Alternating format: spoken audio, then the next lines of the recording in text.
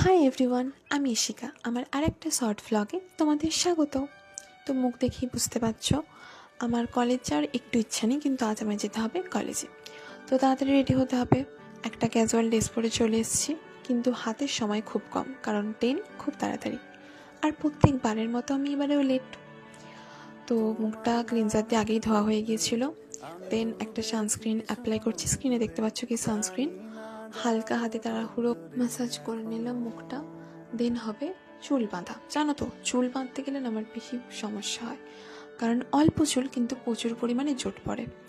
তো তাড়াহুড়ো করে আমি চুলটা এখন বেনি করে নিচ্ছি। বেনুনি হয়ে গেছে আমার ল্যাক প্যাকে চুল।